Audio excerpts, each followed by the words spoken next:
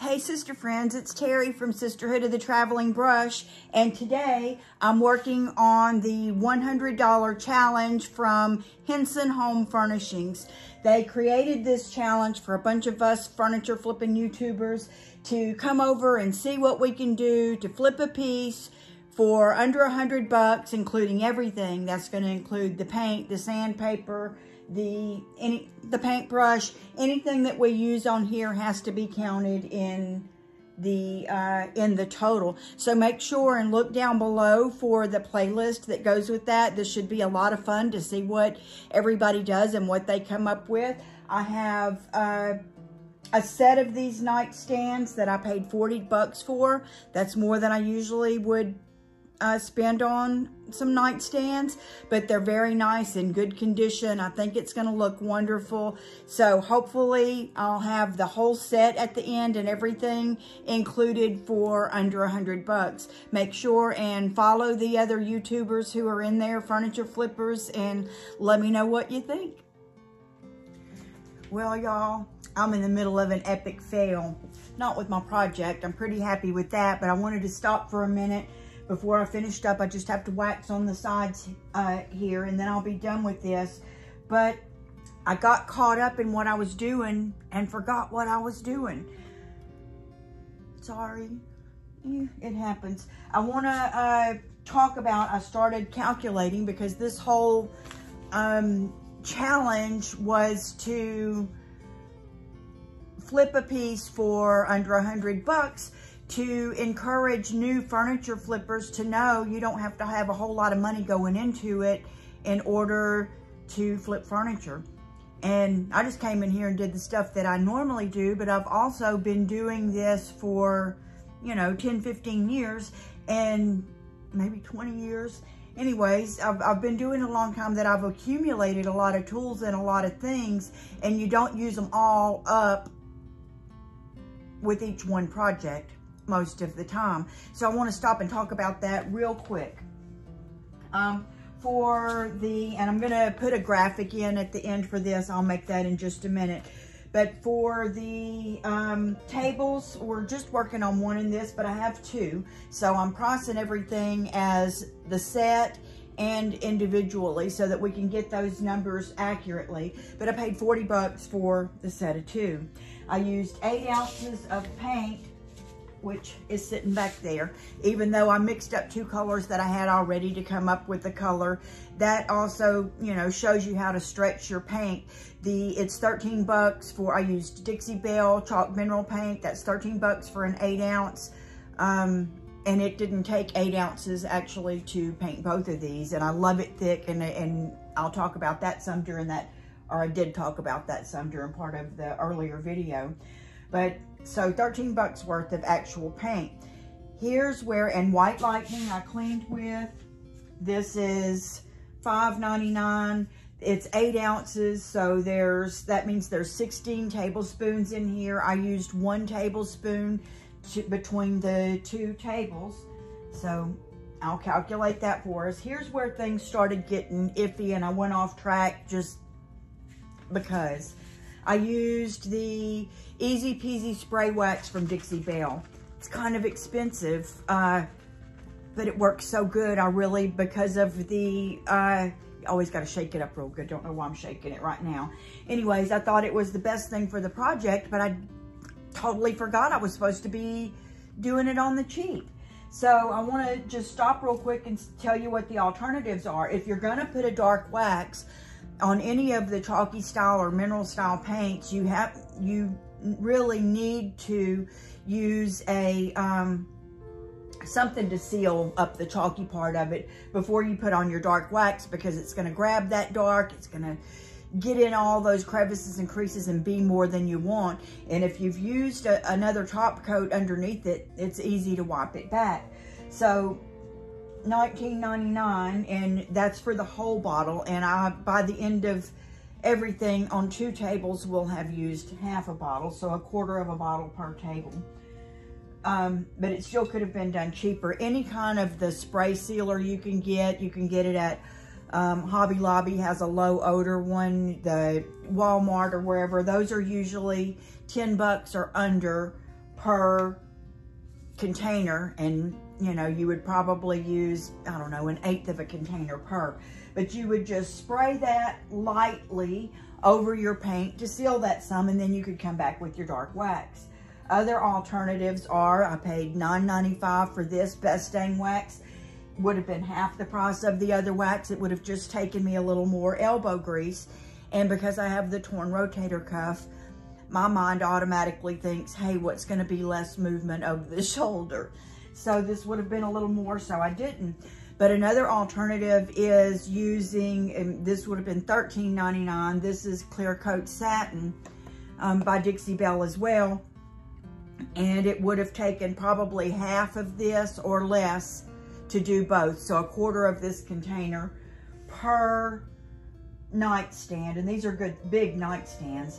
And that would have sufficed, and then to use the dark wax over it. So that would have cost me half of what the other one cost. This has been here a long time. At least 15 years ago, I bought this in the clear and the dark, because I was doing furniture and doing window sills and doing all of that in this same, you know, kind of grungy, old looking, darken it down way that's popular. And I was doing it with shoe polish and car wax. And so you can usually get a car wax or a shoe wax for, you know, $6 or $7 at the car place. Same thing, get the clear, put it on there first to seal with, and move forward with the same procedure. Cost you less money, just more elbow grease. So I'm sorry I chose a more expensive thing, but I did that to save my shoulder. I wouldn't trade this option, because this is what I use to paint my hardware and to bring out the details. So you're usually gonna have to find something to bring out the details that you want. You can always use your sandpaper and just distress it in the areas that it would have been, you know, handled more. And that's a look that's very cheap. These are, and I'll put a link for these below. These are $7.99 for 30. This one was already used when I used it on this project, and I will use it again. So this is, I'll calculate it and put it in the graphic.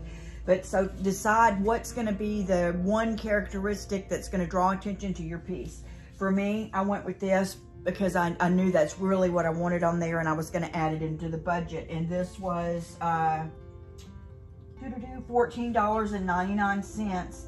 And I used about 1/8 of the bottle between the two. So a 1/16 of that actually went on here. So if you buy one that you really love, this is my very favorite. I use it all the time. All kinds of hardware that comes off of the pieces that I do have this on them. Even the bathroom hardware on the house that we just flipped out of this same exact bottle.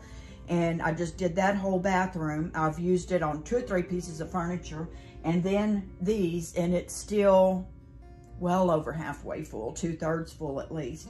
So if you know that you love it and you can use it again and again without all your pieces looking just alike, that's worth the investment.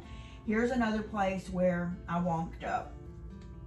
Of course, you can get brushes like this, little artist brushes at Dollar Tree now, like 4 for, well, I guess it's $1.25. I might better update that. But when I bought these, they were 4 for $1. And that's for applying here. But you can save that $1 and apply that with your finger. So I didn't want to. I used this brush, so I got to pay that 12.5 cents per for using that on here. And if I would have washed this, I could have used it again. I don't know what I was thinking. I always wash them. Here's another place where I wonked up. I have a favorite brush. I talk about that a lot. And brushes are an investment. And this is my tools. This is like, my husband's a carpenter. He's got a hammer. This is my hammer. This is, you know, on my right hip. This is my tool of choice. And this one is the Dixie Belle Mini. And that is 30 bucks. And even still, I'm like, 30 bucks, man. I will use that brush. I'm just totally throwing numbers out there. I'll use that brush for at least 6 years. So that means it's $5 a year. And during the year, normally I'm doing about 1 piece a month. With my bad shoulder, let's say half that this year. So that's still, say I do 5 pieces, it's $1 per piece. You could also, these are very, very similar brushes. This is, I've had for probably 20 years. And this one is called Purdy, P-U-R-D-Y. And I'll get a link for that too. And I think I paid $7.99 for it. And I should have used it and could have done the same thing. But I want to come back here to say, I paid 25 cents for this. You can see it's well used. I've painted plenty of pieces of furniture with this. And it's smaller. It holds less paint. It means more brush strokes. But when you're starting out, if you're younger and you don't have a shoulder problem, what the heck difference does a couple of brush strokes make? It doesn't make as much of a difference to you. Me, with my shoulder right now, I'm like, I want less brush strokes. I want more paint in it at a time. And I want to get the movement of my shoulder done and over with. So I caused myself to cost too much and fail in my thing by using this brush. And I did it twice. I could almost cry right now, y'all, because I've made a fool out of myself in this video. But here we go. With the wax, when we were adding the black wax, I did that with my Paint Pixie wax brush. And you can see this is well worn. I've been using this one about 5 years. This one's only for dark wax, as if I didn't have to write that on there with a marker. But this is an old cut up nightgown. This is a dish rag that you can get at the Dollar Tree for $1. That wax could have been applied with any of this. I don't know what, I just wasn't thinking. It could also have been applied with a chip brush. My mind was just thinking, put dark wax on here, grab your dark wax brush and move forward. I'm sorry, this is $38. So right now I've thrown myself over the $100 if you're counting me going out and buying everything brand new for this. But considering all the years and all the projects and all the pieces, I've used probably 15 cents worth of this brush on here. So for me, it still was a profit. But if you're new and just starting, definitely you can use a chip brush. Definitely you can apply and remove with any old kind of rag or anything you've got. I'm counting this whole rag. I've had these rags for, these right here, for 15 years. And I bought like 200 of them. And they were for a spa that I owned. And we used them in the spa for over a decade. And then I brought them home and I use them for painting. Right now, I would not want to put this in my washing machine. So this one will bite the dust today. It probably cost me 25, 30 cents a decade ago. And I've used it lots and lots of times. But I'm going to count it as $1.25 because I'm going to say, okay, just go buy one of those dish towels at the Dollar Tree and count it that way. Or every time your husband wants to get rid of a t-shirt, cut them up. And your old nightgowns, if you cut them all up, then you get to get new ones. I use this stuff all the time. You can see on there. And I will reuse these until, and I'll even put it back in there with the dark on it and use it again next time I'm doing dark wax. But I failed in doing this piece like I should, you know, using a cheaper method. And once again, I know that I can glob a whole lot of wax on, get it into the crevices. This is like this is like part of an extension of my arm. I've used it so long so that I don't have to use it in a manner that would make me hurt more. You actually have to hold my arm up like this to do it. I know how much I can get on here. I know how hard I can job it into those corners. And I know that it will perfectly go around those edges exactly the width that I want it to, and I could do that in my sleep, and that's what I did. So that's another part of my fail there. I used a mister bottle. You don't have to use a mister bottle. I love using my mister bottle. This was from my store, $11.99. I spoke earlier about that paint being really thick. If you want your paint to be really thick, unscrew that lid and leave it off a little bit so that some air can get to it and some of the water will evaporate. And then your paint is going to be a lot thinner or thicker. If you want to thin it out, you can spray some of this or add some water and stir it up, and it gets right back to the original consistency. I liked the coverage that I was able to get without moving my arm too much using the really thick paint.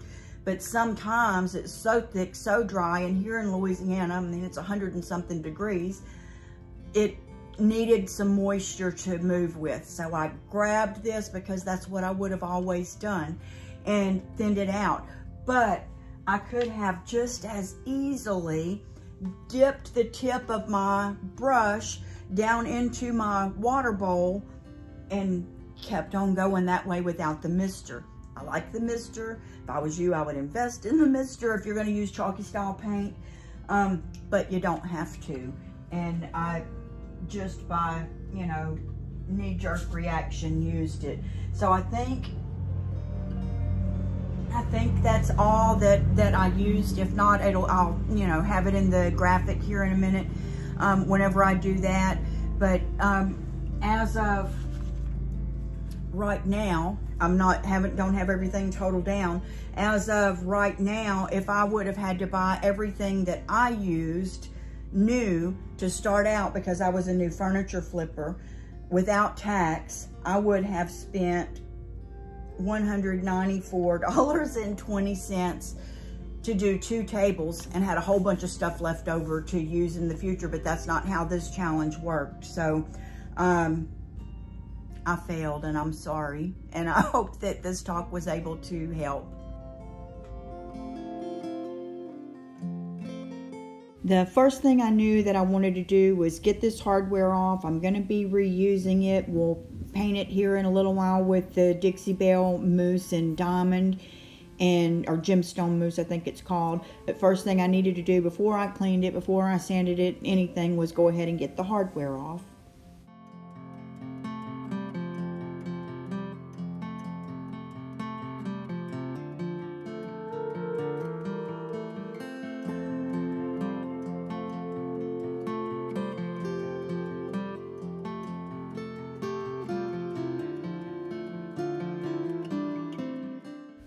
Rather than use an adhesion primer to save money, so at this point in time, you can use an adhesion primer like Slick Stick, because this was sort of a slick surface, or you can use a blocking primer if you've, you know, had damage through the veneer. I chose to use a piece of Random Orbital sandpaper pad that had already been used several times, but I'm going in the same direction here over and over. I'm going to come back and get these watermarks and some nail polish on the corner, but I'm trying not to scar up the veneer enough to bring out tannins and things from the lower wood, but to scuff up that surface enough to give that paint something to adhere to.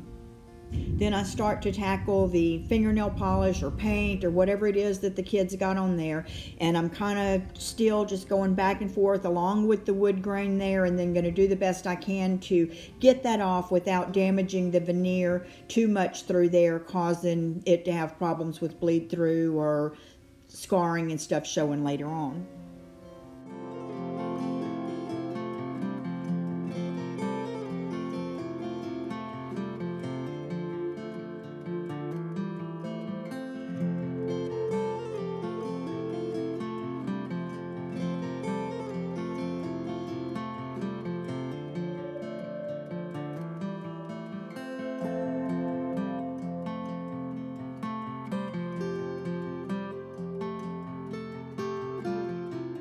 I did the same thing here with this watermark, and it did happen to come off well enough without me going deep enough into the veneer for me to feel like I was going to have any bleed through. If I felt like I was going to still have bleed through or had to, you know, etch pretty deep in it, I probably would have put some Dixie Belle Boss on there to block out the stains, or misted it with some of that spray shellac or something like that to keep the tannins from bleeding through, but I didn't end up having a problem with that. Thank goodness.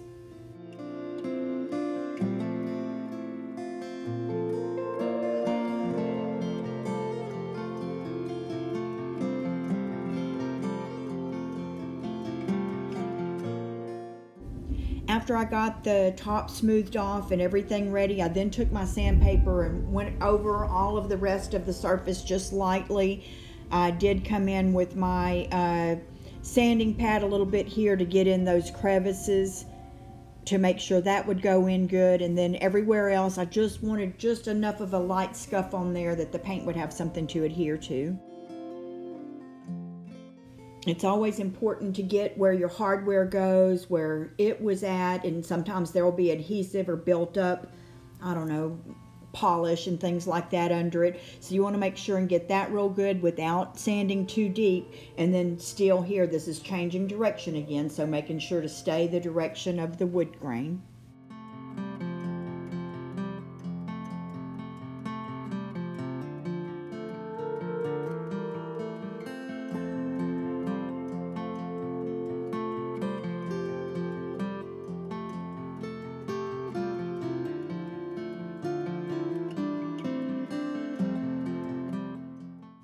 A lot of people claim that these chalky style and clay style paints are no prep, but believe me, if you do prep, there's way less of a chance of a mistake coming later on and your client being upset because of the paint's coming off. So I always do my best to do my due diligence with the prep work.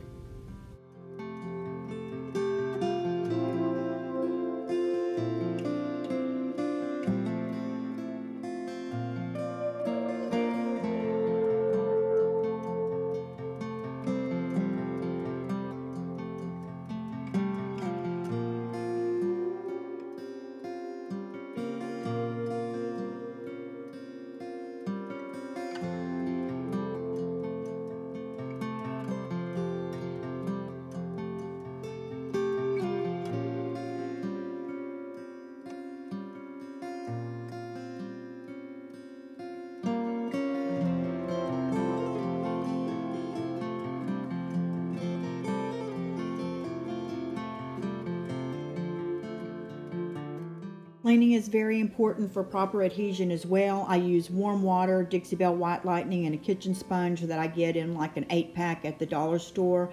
It takes about a tablespoon of the Dixie Belle White Lightning. Always wear a glove. This is like TSP. You could clean with dishwashing liquid or whatever you wanted to use, vinegar or whatever.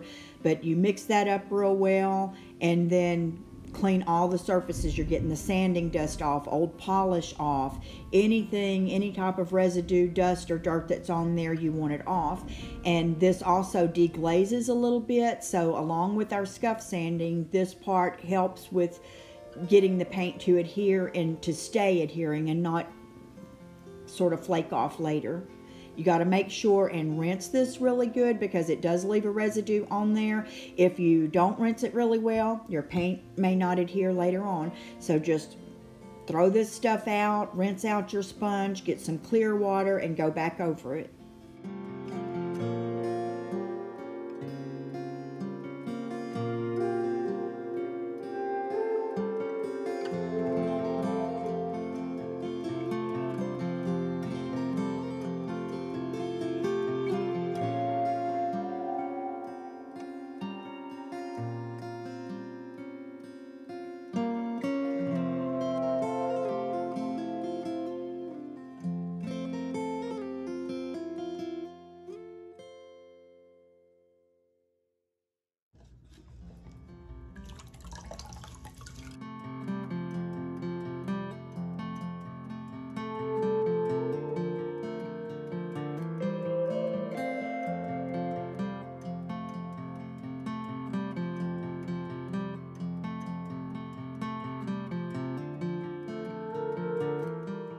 After your rinse water dries, it's time to paint. I had a couple of similar colors. This is Mermaid Tail and the Gulf, and one of them was thicker than the other. I'll show you here.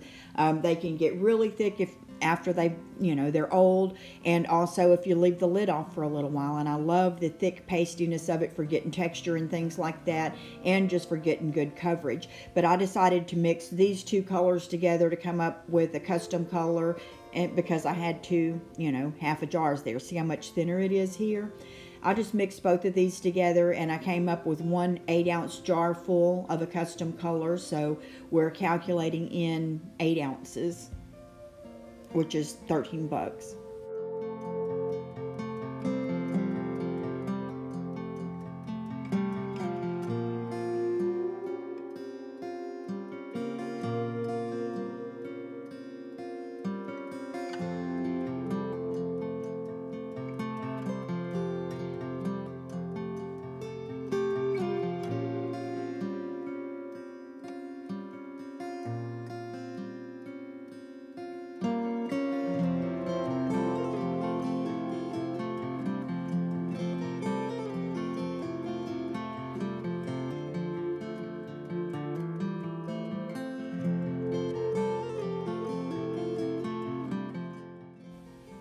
I always put a label writing the date, what colors I mixed, and sort of, this one says 50-50 because that's about what I did.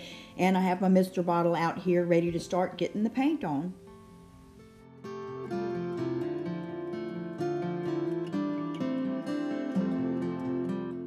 Look how thick and luscious that is. I just love it.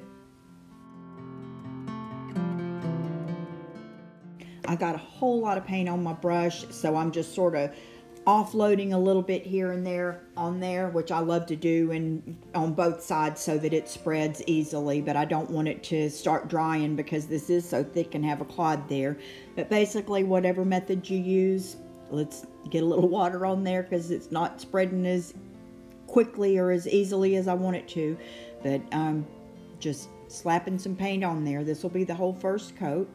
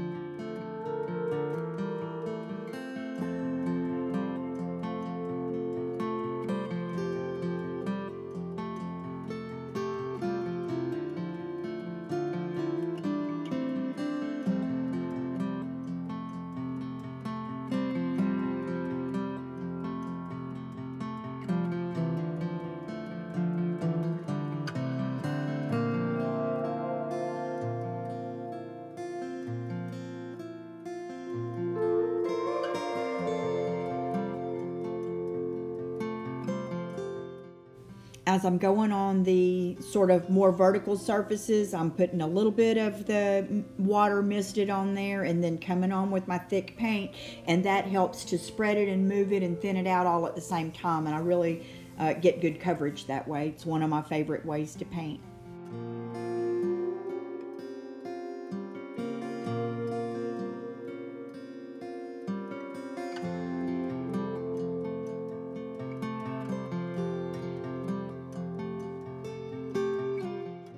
I really abuse my brushes a lot, just really jobbing them into those details and getting them into those crevices. But that's, you know, another benefit of having a better brush is they can withstand that.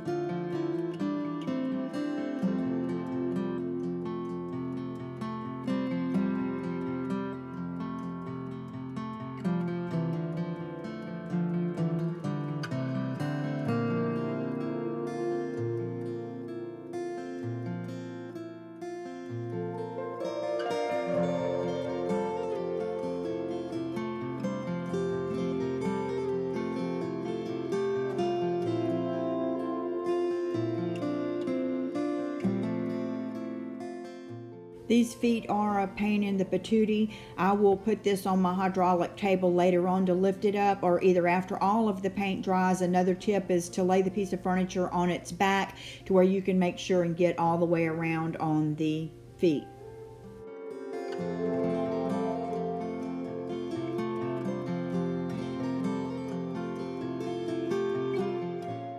I always do my best to make sure that my brush strokes stay in the same direction as the wood grain as well. Sometimes whenever I'm cutting in around the edges and all that in the beginning, I don't, but I come right back and don't let that dry any before I make sure that it's going in the right direction. It sometimes dries a little bit too fast, and that'll show if you're not careful with that.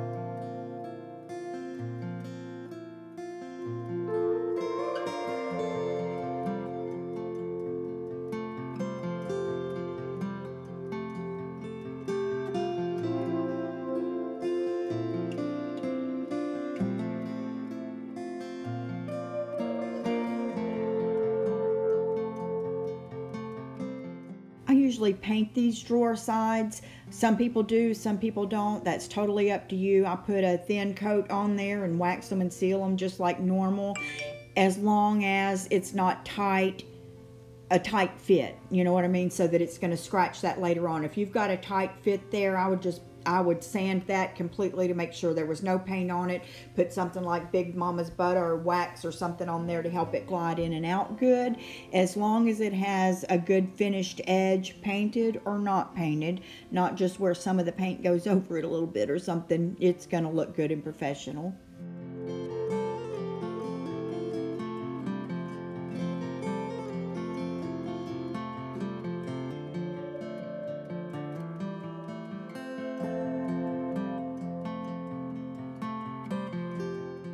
I'm going to be letting the first coat dry and coming back for the second, so I didn't want to get my brush too wet. I'm just wrapping it in some aluminum foil and getting it kind of airtight and leaving it there till time to come back for the second coat. While we're waiting on that first coat of paint to dry, I decided to go ahead and use Dixie Belle Gemstone Mousse in Diamond, which is a silver color, on the hardware. I have it on top of my what I call my brush drying rack, but it's actually a bottle drying rack from Amazon. I put it on there, and this is thick. I wanted to show you this part. It's so shiny pretty whenever it's wet. But anyway, I just use the end of my paintbrush, and when this gets dry, you just rehydrate it. This is water-based. You add more water until it gets to the consistency that you would like it to be. I like it to be a little bit thinner than I had my paint a little while ago, but not watery thin.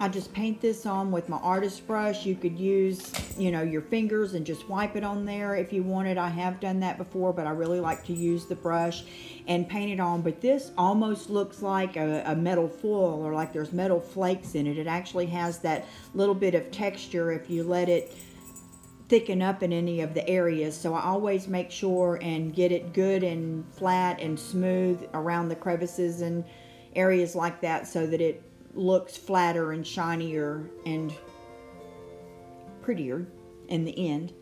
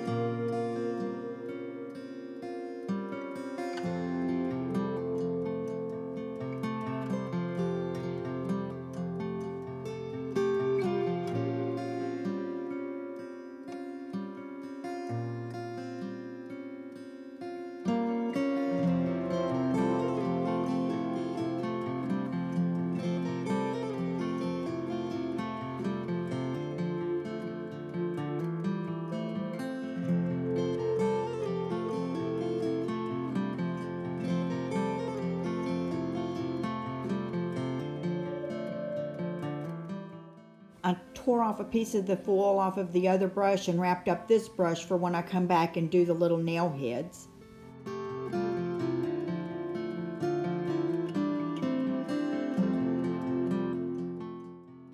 The first coat has dried for a couple hours. Now I'm going to come back and unwrap my brush, mist it a little bit to get it good and flowy again, and just repeat the same process. I'll use a little bit more of the misting water through the top coating or the second coat than I do on the first coat, because it doesn't have to be as thick. You're just making sure to get everywhere, that you have good coverage, and you can see there even a quarter of that jar of paint hasn't been used yet on the first coat here. So now we're just making sure everything has good even coverage, there's nothing showing through, and that the paint itself looks really good.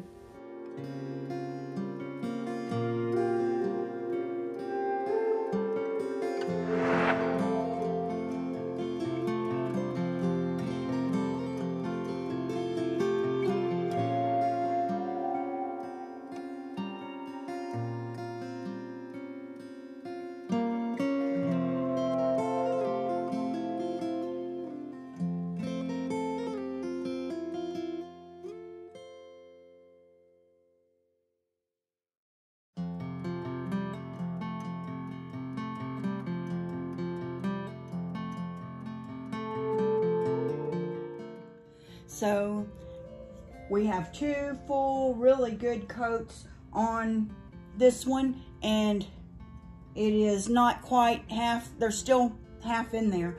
So I'm gonna have enough for the other nightstand. Whoop, whoop.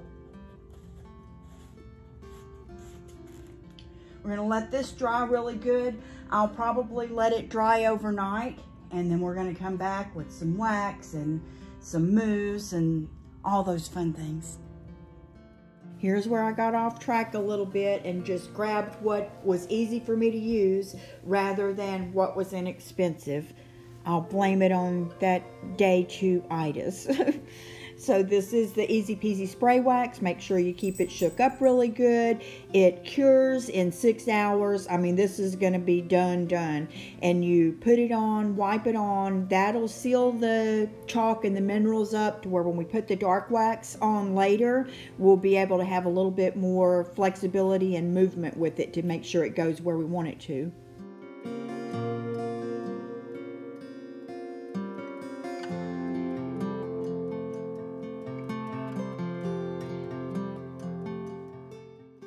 After I get it sealed with the Easy Peasy Spray Wax, I come back with the Best Dang Wax from Dixie Belle in black, and I'm using my Paint Pixie white wax brush.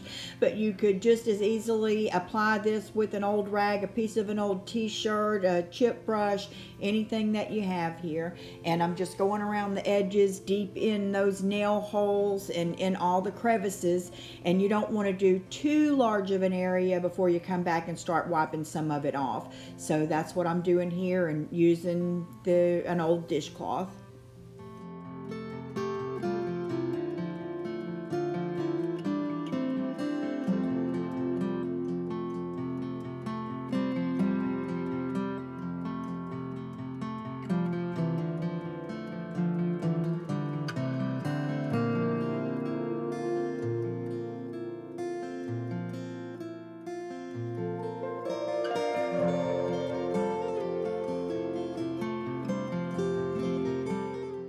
If you feel like you got too much in any area, that's where you can come back with your clear wax or your spray wax or whatever you have and put a little more of that on there and just sort of erase some of the too much that you got on there so that you can wipe it back to where you're happy with it.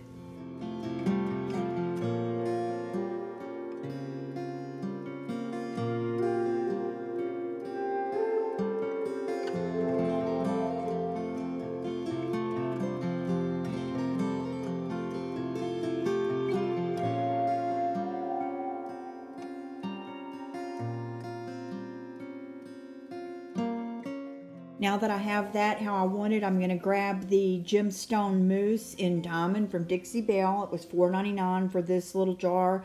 It's a tiny little jar, but it goes a long way, and I'm applying it with the brush here. And I'm not trying to circle over every little ball on there. I'm just hitting the top and the high points of those and the part of the drawer that edges around them, just so that it'll catch the light there and look silver and gives the impression of having silver, what do you call them, little thumbtack things there.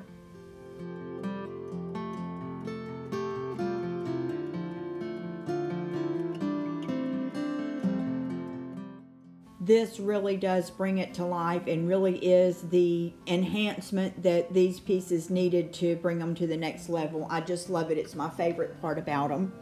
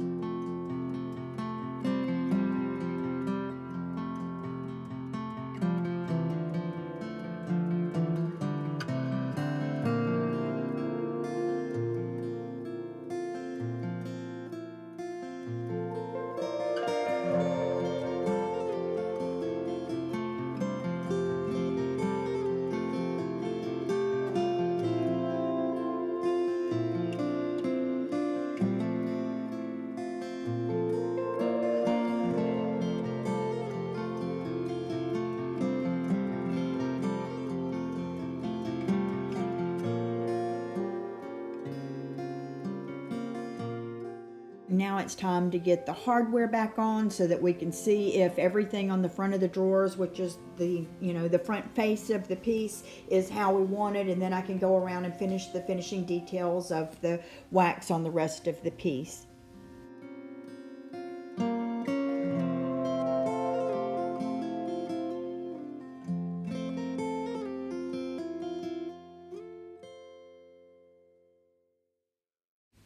Now I'm going to get that black wax all around the edges and just sort of do a shadowy, halo-y effect on it. That's one of my favorite looks, so that's what I'm doing around all of the edges. I'm just going to finish this off and then we'll discuss the details.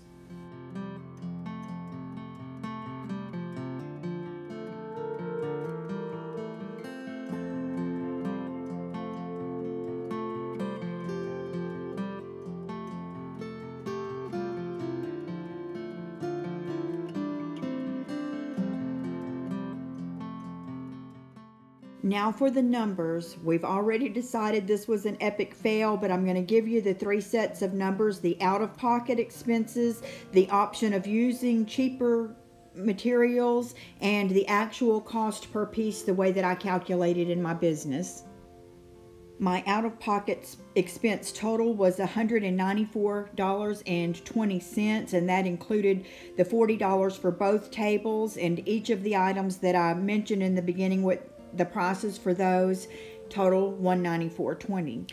If you used the cheaper options that I told you about and used like car wax or shoe wax, chip brushes, but still use the mousse and the paint and the tables, it would be $86.73. So you absolutely could do it without going over $100. Most importantly, what it really cost me in calculating, as I teach in my Furniture Painting 101, I have the $20 for the table, the paint $6.50, and one-time use of each of the following: Mr. Bottle White Lightning, spray wax, black wax, mousse, sandpaper, the mini brush, the wax brush, the rag, the artist brush. The total out-of-pocket cost for me per one was $37.85. I don't think that was bad at all. I'm going to sell these two in my area for $199 for the pair. I'm going to be making a profit, and somebody's going to get a good deal. I hope you enjoyed it. I hope you enjoyed that, and please make sure and watch all of the other videos in this playlist. Thanks so much to Hudson Home Furnishings for this challenge, and congratulations to whoever wins this challenge by doing the cheapest flip and the least expensive flip for under $100. Congrats to you. I think you did great, and if you want to see people who succeed at this instead of wonky doodles like me, catch that playlist and watch them all. Thanks for being here. Make sure and subscribe.